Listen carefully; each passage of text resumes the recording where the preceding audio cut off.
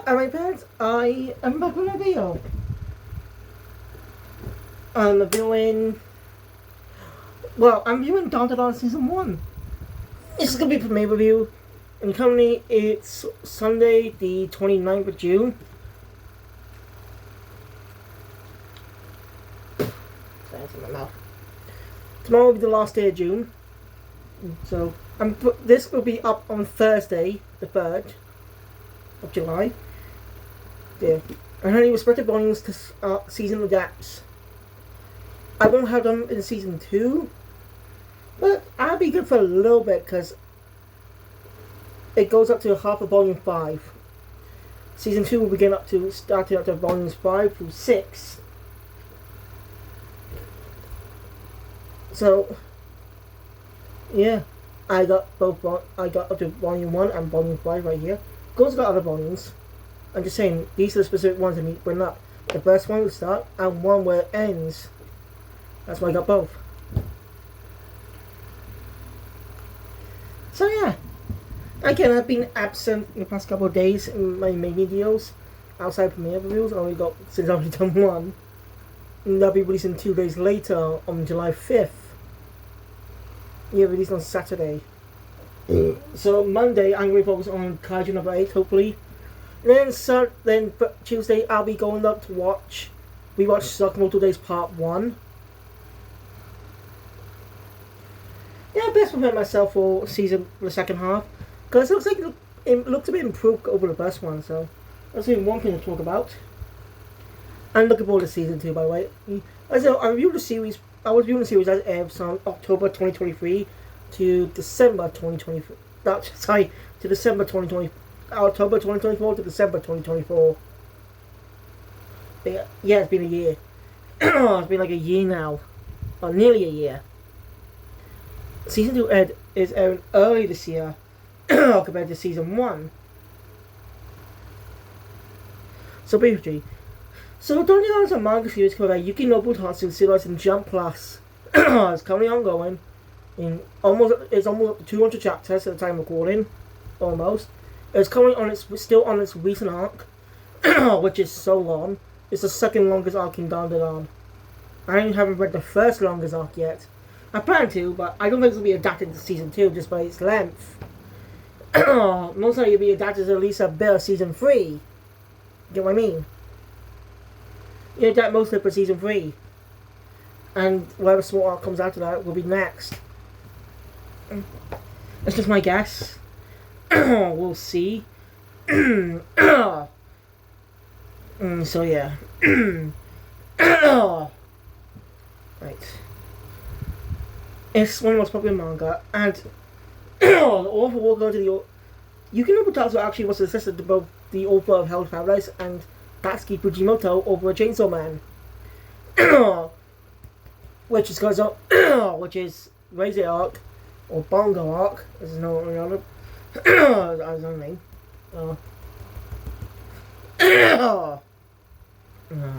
That's annoying. As I said.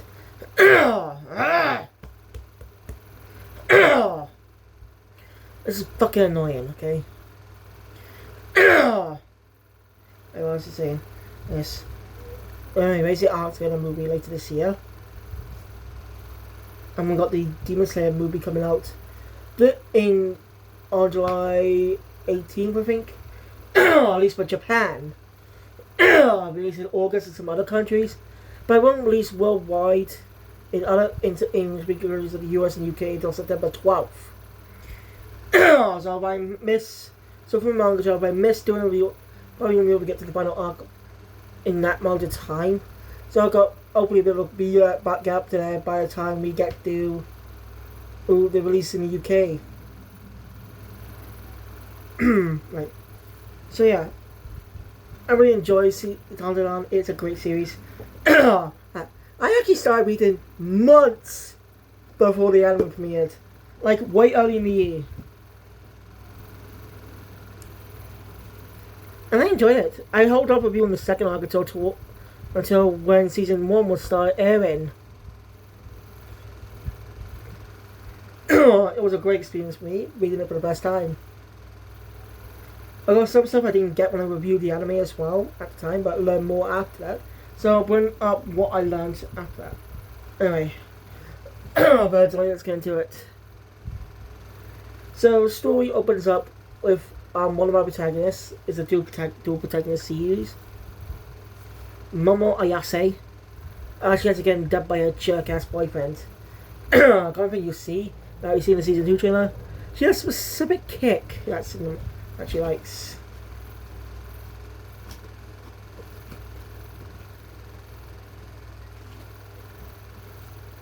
And it's exactly like here. It's interesting so literally how the first chapter opens up. Right, which is a way to start, eh? And just way to start manga.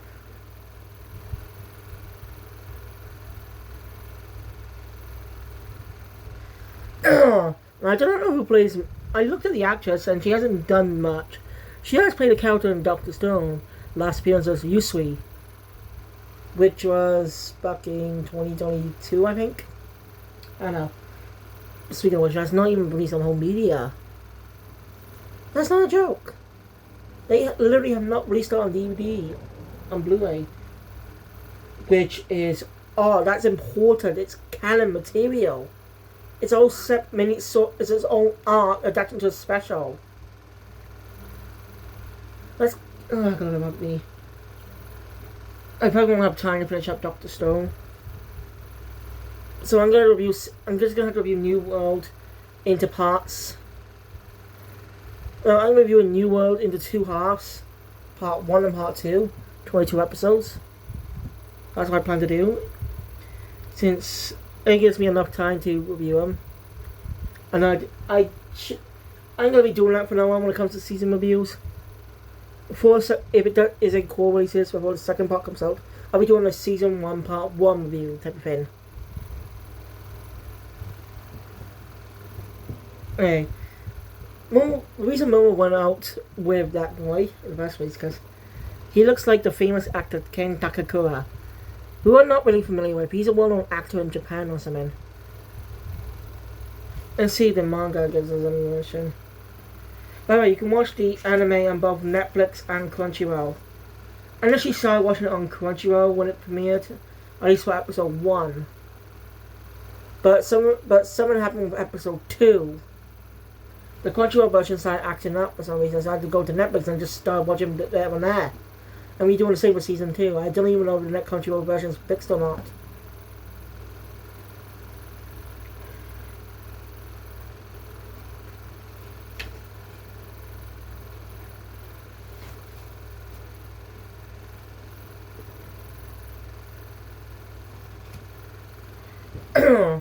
I don't know how if Ken Takakura is more of a modern actor or he lived in the past, in the olden days of film.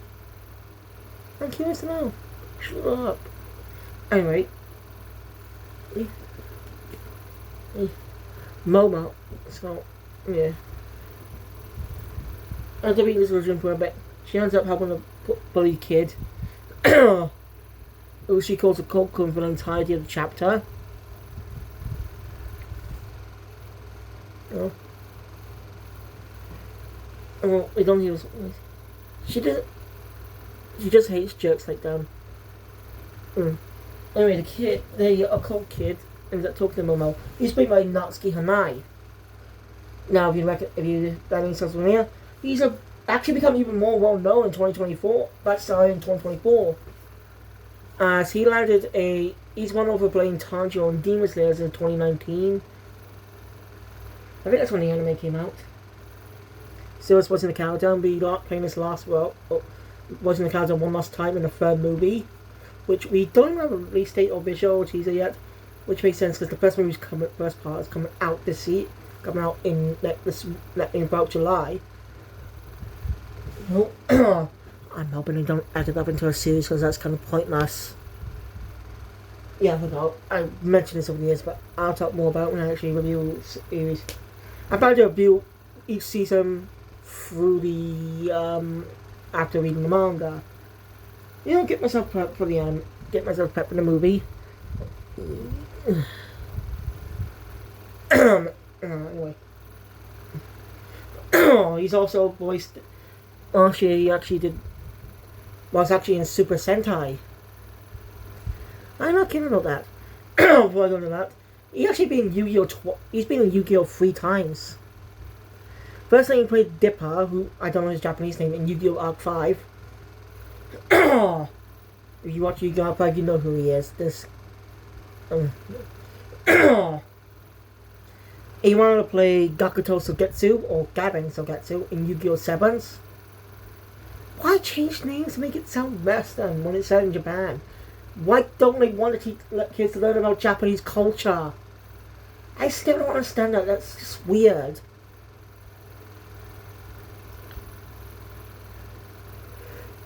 He also did the voice of Gakuto's ancestor, in a way, in, Manabu Sogetsu in Yu-Gi-Oh! Go Rush. Both their ancestors, in both Sevens and Go Rush. And there's a time travel arc before the finale. I haven't even catch up yet. I've got a lot of episodes to catch up on, actually. It's only finished airing. Yeah. I would like to do an arc review on the series as well. I can't find any. I just can't find any fan. The Yu-Gi-Oh! Fan doesn't have designated names for the arcs. Doesn't even have any dedicate. I don't get why. They got fully dedicated to sevens. Because whenever you was reviewing sevens arcs, I made sure to watch the last arc as soon as the episode 92 aired in Japan. Anyway. So, after that. Anyway. His Sentai role was last year's Backup Sentai Boomerger as BUD. You can play it as well for upcoming TFC special. Featuring in Whole Soldier from Uju Sentai Q Ranger. Jeremy from Osama Sentai Kinoja.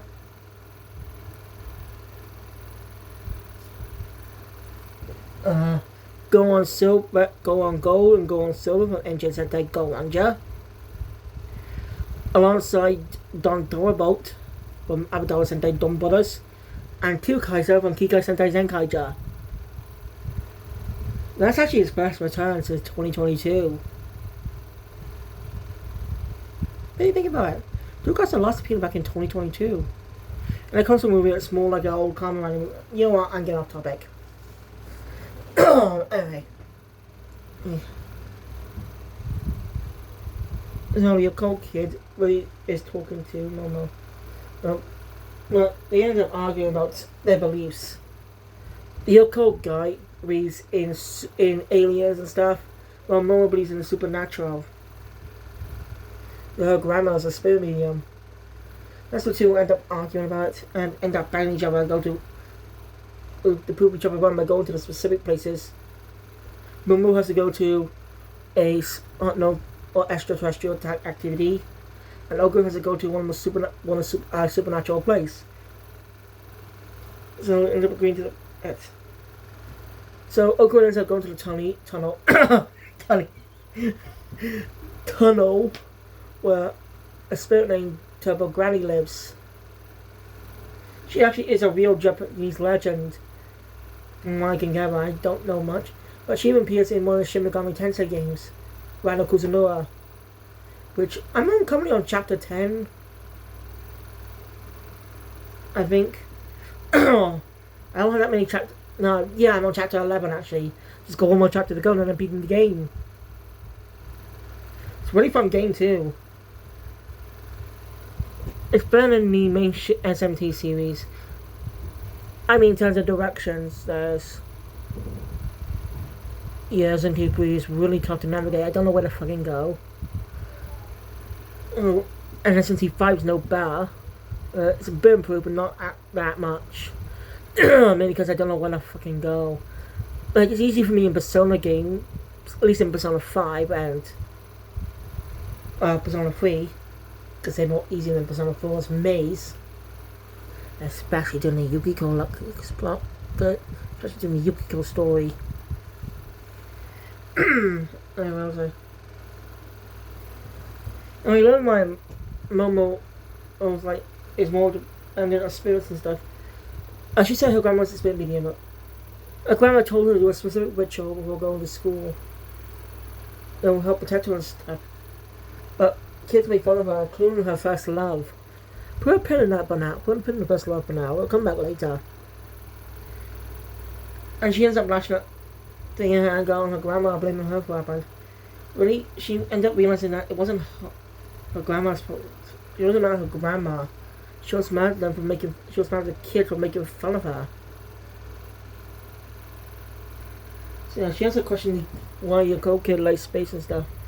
He says there's no reason and stuff, but there's a reason we'll later. Anyway, but bad things like that happen to both of them. As the kid, as the co-kid, ends up running from Turbo Granny. But Momo's trying to warn him that if he's out not to run, if he's outrun by her, he'll be cursed. Ends up being too late. When Momo ends up getting abducted by some aliens,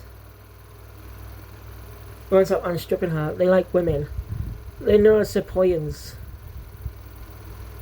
And one of them is played by Kazuya Nishi. I think I said that right. He's one of playing, Roronoa Zoro in One Piece. He's also plays a role in Gintama, but I'm not familiar with the character. I watched a bit of Gintama, but not that many episodes. There are 300 episodes, for God's sake. I guess it's too much for me to cover. So I'm just going to split. I'm just review each portion of the series, but each episode labeled on Crunchyroll. Because it'd be easier for me. That's what I plan to do anyway. Anyway. So, yeah. They also have a very unique appendage.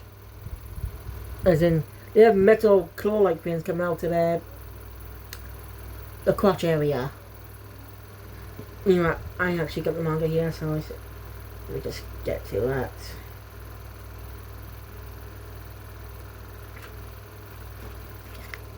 Right here. Starting her banana. To have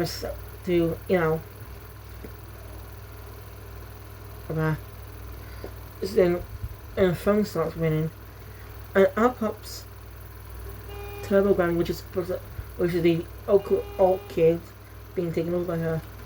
There's the power. And Surprise has some kind of gravity power, as if it ends up in their true form.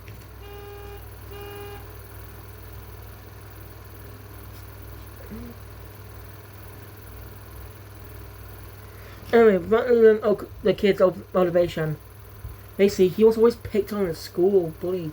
So he thought at least aliens would be his friend, but never showed up. Unwanted by both humans and aliens. That really wasn't him hard. So he doesn't want to lose Momo. The only person that ever stood up to him. If it becomes a monster, he'll do what it takes. But supponents don't give a shit.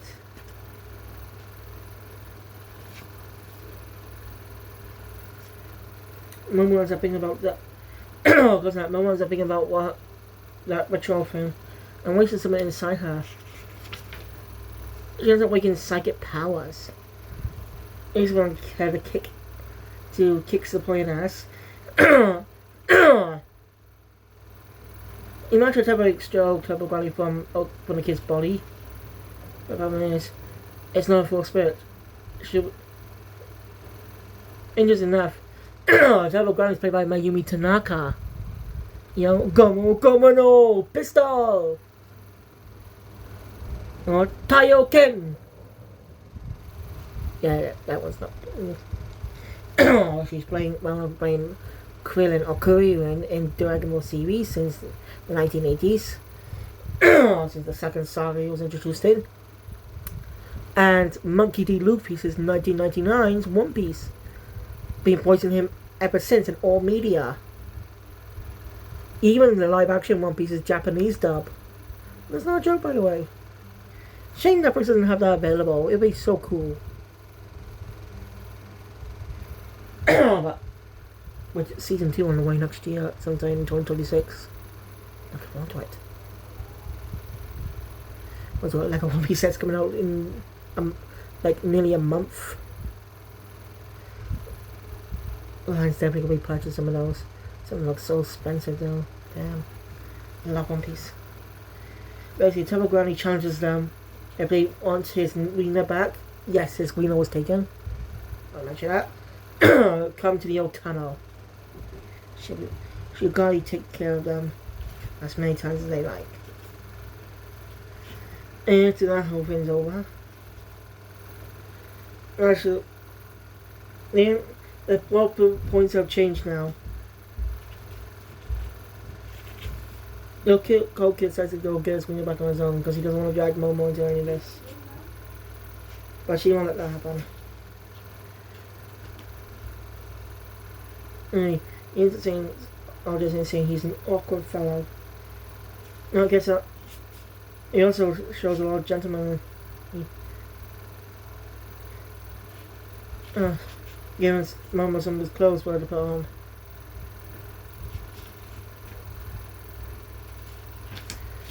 Goes for dump for a bit. She doesn't know. She has Ken Takakura, not this guy. She starts to ask him his name, and reveals his name as Ken Takakura. I guess his parents were big fans of the actor. The anime actually good. Now here's the scene in the manga after this video. But the anime makes it visually appealing too. It's animated studio Science Zero, which premiered back in October 2024. It was such a cool series. Science Zero at the time, for me that is, were known for the Scott Pilgrim anime that came out the year prior. So it's pretty interesting that they announced they were doing the adaptation of Dandadan after the airing of that adaptation. Anyway, of course, Momo denies that. Because she likes to get herself as similar name and stuff. So she just gives the nickname Okarun. It's a combination of Okulkun. So yeah, Momo takes him to her house, and seeing she's able to suppress the curse with her psychic powers. And he also has a little detail we'll get into in a bit. Anyway, Okarun has the plans of girls' clothes for a bit using Taylor.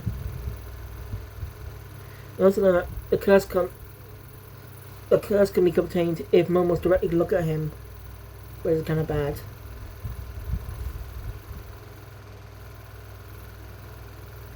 So yeah, you're not getting to talk for a bit.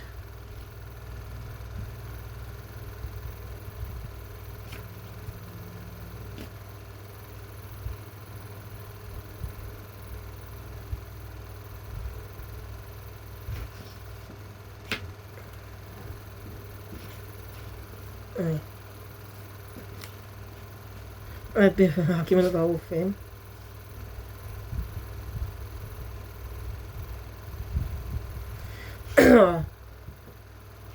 Okarun apologizes, saying that he didn't want to miss opportunity to talk to someone.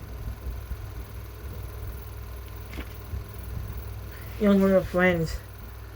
He didn't want, and didn't want to lose a chance, so he was desperate.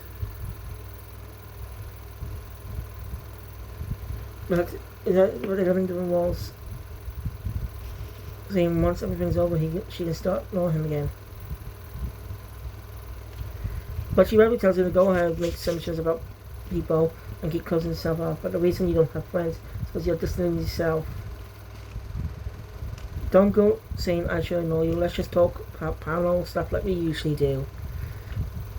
That's pretty cool. And another big couple. Doorbell rings. Okarun initially thinks it's Momo's grandmother. But no, her grandma once told. She revealed that her grandma once told her that the door has two bells, one for humans, the other for spirits. Anyway, they're surrounded and end up being attacked by an alien, and that also which seems to be the cause of the Flatwood monster. Ends up in a fight that ends up in Lombao. It makes sense here because Momo ends up taking off the seal because Okun's cursed and it won't affect him, so he can go inside now because that's why she took it off. So yeah, it seems to be after something. Why? Yeah, as I said, Momo and Okun now use the Double Granny's power to create some type of form, unique form. I should repeat the Black Wolf's monster sets. Yeah, so Momo's exhausted ends up passing out, causing Okun to transform into Double Granny again.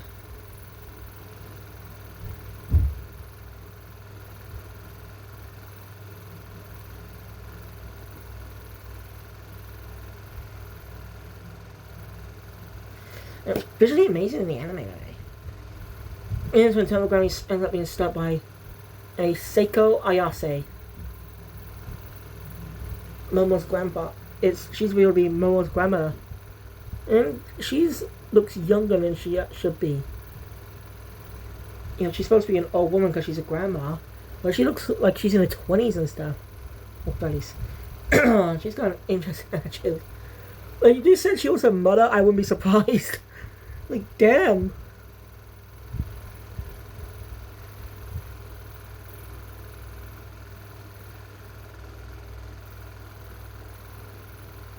Anyway, Momo fight. Yeah, after a few competition with Grandma waking up, and also ends up apologizing what happened back then. She finds Okun in the where the shrine is and stuff. You guys and Momo talking about like powers and stuff. The only way for the Double Granny, she's too powerful, to lure her away from the tunnel. Without giving her a chance to defeat her, because she's weak without it. And she's fused with a bounded spirit there. So but Okun was to be the one that would outrun her with his spirit powers. Also, it's not a quick poop joke. No, and don't trust me, it's not like those usual ones. It's unique around the setting because, he has to go poop, but Momo has to, like, watch him and stuff so he doesn't transform. Yeah, poor guy. If those powers, I'm almost learning to control. So, yeah. But they don't have time to train because basically Double Granny makes them move. Basically challenging them to come to the channel tonight. Or she'll kill everyone through Okun. So the two end up having to go to the tunnel tonight, being prepared. They challenge Double Granny. With a brief competition, they challenge her to a race and she kind of cheats. They end up running from the Earthbound Spirits. And Double Granny has to come back. The whole thing, it's a long chase. And she managed to beat her with help from Seiko.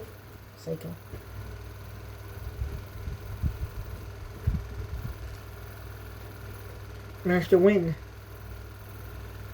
and beat Double Granny once more. Okun's job should be back.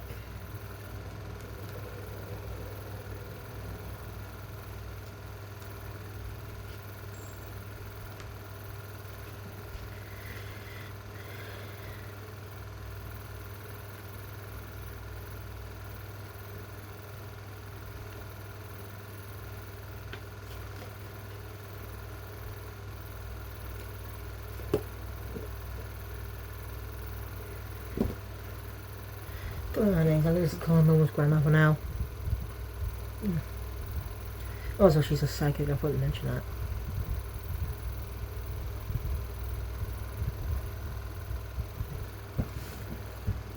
Yeah, managed to beat Double Granny. We might have a sushi party, which is going to be commentary about at the end of every single arc. There's actually a whole article that, as Yukino Tatsu actually mentioned why he has that at the end of every arc. So many people can find it and look it up. Go look for it. It's really interesting.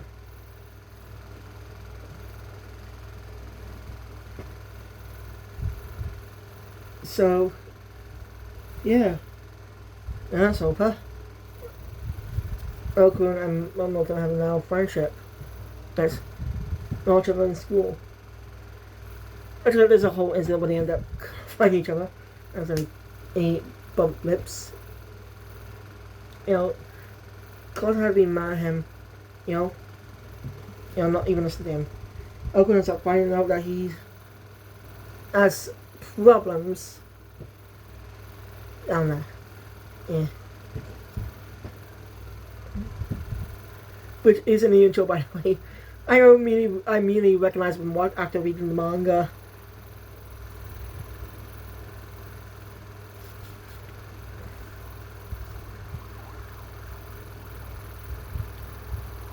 So, yeah.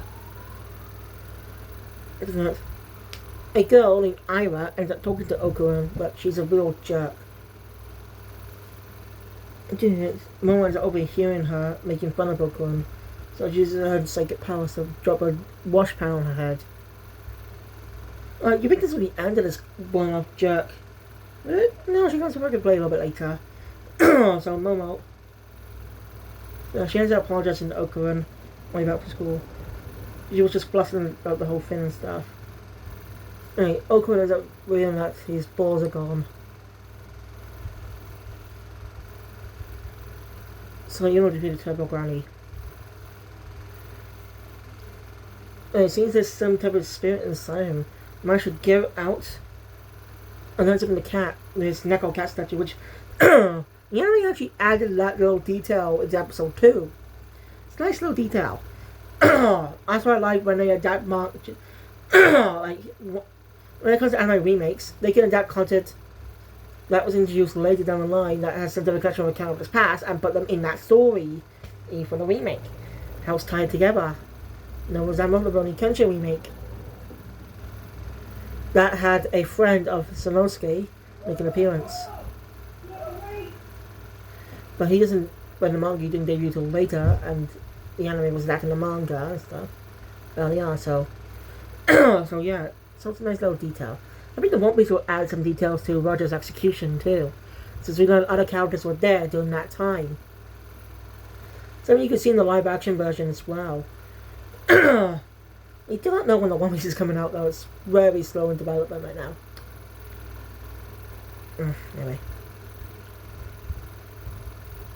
Anyway, the girl. And it turns out that one of the plastic cat is Turbo Granny. And somehow, just as consciousness was turned out, and Okun still has her powers. And she ends up not. She feels she doesn't have the balls after generation. So yeah, they're gonna find them. Seeing someone may have picked them up already. And we learn who picked them up. At least one. By a girl named Ira Shiratori, who mistakes Momo for a demon just because she saw the hands, mistakes of the winds. Ever since she's picked up that ball, she's able to see things. See spiritual creatures. You can see a weird woman in a red dress. The whole thing, searching for the balls. She's a tricky Momo. She and her friends are tying her up and stuff. Thinking she's a demon and stuff, using a cross that's actually a lighter. Anyway, Okun comes in with being chased by a demon. A spirit, yokai or demon rather, known as Acrobat Silky. Well, she calls herself Iris Miller but ends up eating her. Manages to save her and basically defeat her. But Ira is dead. So, after that, Acrobat Silky gives up her life to save her, and we learn her backstory. Momo ends to see her past. She was a struggling mother who lived with her. She was a struggling single mother. She lived with her daughter, but they were happy. Even kind of like any less lavish things and stuff, they were happy. They loved. They had a lot of fun, which was really makes it even heartbreaking when some, I guess, loan sharks or debt collectors or whatever come in, and she gets brutally injured. Like the glass cuts right into her skin. It's really disturbing. It's like really disturbing. And they take her daughter away too. She ends up dying alone and having to her daughter. And she ends up seeing Ira for her daughter because she can remember that Ira accidentally called her, well, mistaken her for her mother. So yeah, Ira actually in the story and hugs Agabet Silky. It's a really great moment. I'm sorry I didn't do much detail, but I recommend you just watch the anime or read the manga. It's a great arc. It's one of my favourite early arcs in Dandadan. Just with this backstory alone, it's emotional.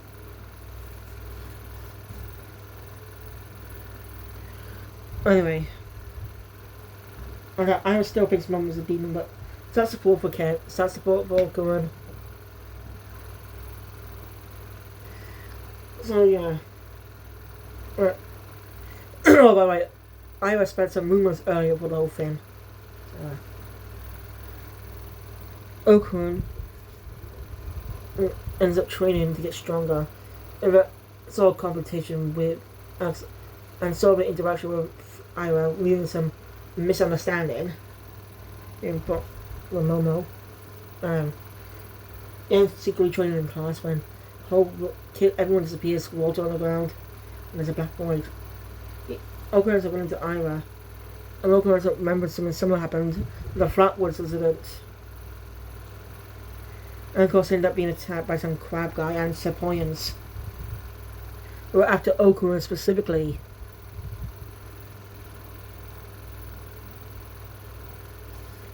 And so Ira ends up waking some type of power during the art. During this. The power of Agabet Silky. Which is interesting. Momo's also something else like a creature which will later be Nessie. They end up working there to take on the Sepoyans. And again naked. For reasons. Goku, it's because the Sepoyans ripped his clothes off. Also, he's got one ball back now, I forgot to mention.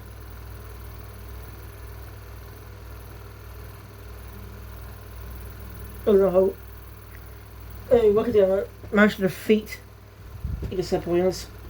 The main Sepoyan that got fused with Nessie because he has got killed. They're okay, but end up realizing then they get in the hallway and people are watching them. All three of them had to run versus office. Get some spare clothes. Because nobody happened.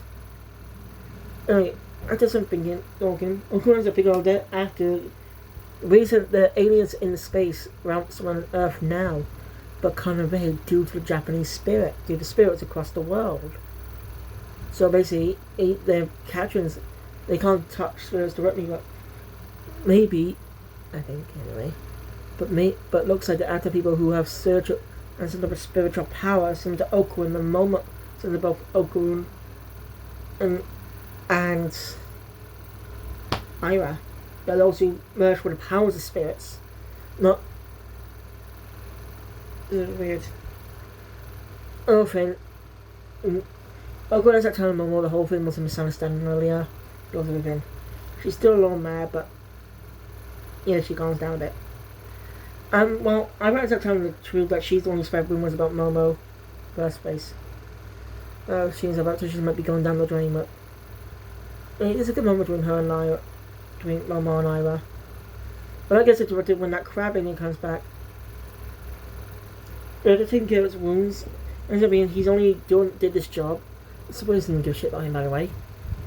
Just so he could save a sick child. Interesting enough, in the anime, when his design is shown, it looks how he appears in the Cursed House arc. But in the manga, he looks totally different. Which is actually not a bad change. JoJo does that sometimes, where characters look different at the start, but change appearances later. Like, notable example, the art styles. Since the part style was the same art style where the previous part ended, that art style slowly changes over time. So the anime uses the art style, the secondary art style that's used as it went on. So my point. So yeah. Look at me. Part 1 didn't usually say exact same art style for the manga. Might be due to the digital animations and extra designs. Because the manga look more 80s and stuff. I wonder if this is also like going to change too a bit. It's been now getting a modern adaptation of 2026. Yes, this new anime is coming out in 2026. Anime. So, after that, Okun. So after that, it turns out their blood has something to do with milk. It looks like milk. So they give him a cow so they can save his sick son. And becomes an ally. That Psycho, whatever. Momo's grandma is agreeing to pay for yours except for Momo's. No reasons.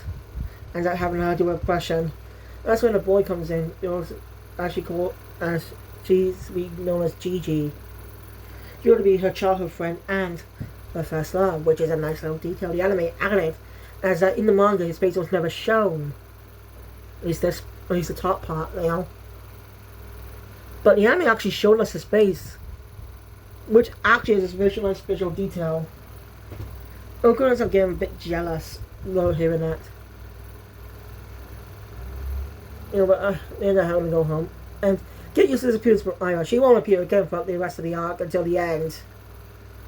Anyway, Momo's about Gigi's gonna be living with her for a bit. Maybe because his hair has been cursed. A house that had been cursed. So Gigi's been seeing some type of creature. And now his parents didn't believe us down the hospital. That's why he came to psych her grandmother for help. So Momo will be going to Momo has been chosen to go exercise it. So this will be her first time exercising something. Anyway, next day at school, Gigi is into a class. His full name is Jin Ijoji. Gigi. I get Jin Ijoji. Gigi, like Jojo. Something like Jojo in a way with a nickname being part of their name. You know, Joseph, Jonathan and Joseph Joestar, Joto Kujo, Josuke Higashigata, Jono Giovanna, Jolene Kujo, Johnny Joestar, Pai Josuke, and Jodio Joestar. All have Joe in the names. But Josuke it's just the characters. It's just how you read in Japanese, Jojo. The Ske and Josuke is read like Joe. You know, it's confusing. You know my point. He's a bit of a weirdo. Gigi's a bit of an idiot.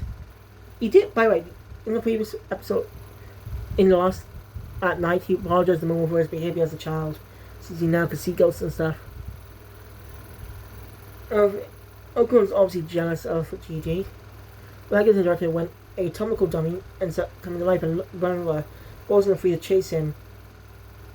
Reveals his name as Taro, and actually he's looking for his girlfriend named Hana, who's also a Tomoko dummy, but you know she has no arms and legs. It's a failed on Okun.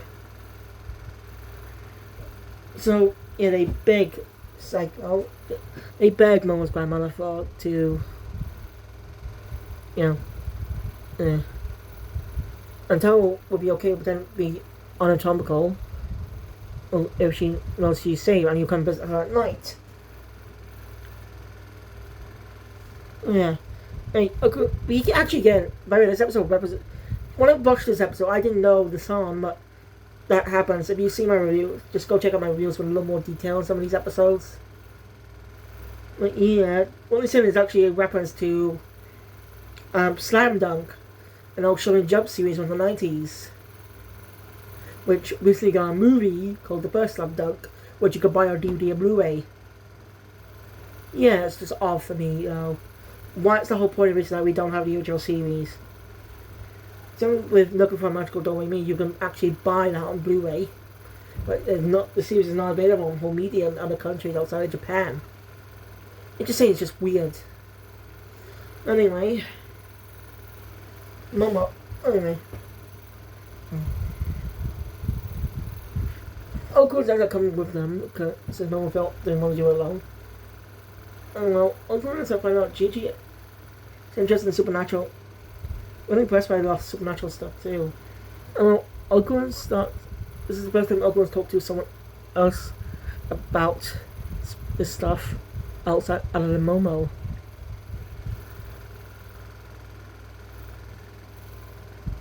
Yeah. Anyway, they arrive at the cursed house, not knowing that people watching them. It's near hot springs. No, it's just the ghosts and spirits in high for now. So she leaves Okun and Gigi alone for a bit while she heads to the hot springs. She ends up playing Saga, and she'll end up talking about what they like about Momo. It's a little funny. But Okun knows something off about the house. There's an extra room, but they never saw that in the house. Momo, they investigate Momo's in trouble as some weird men end up attacking her. In the hot springs, by the way, the Kobe hot springs. Well, Gigi and Okun end up spotting some type of room, ending the season there.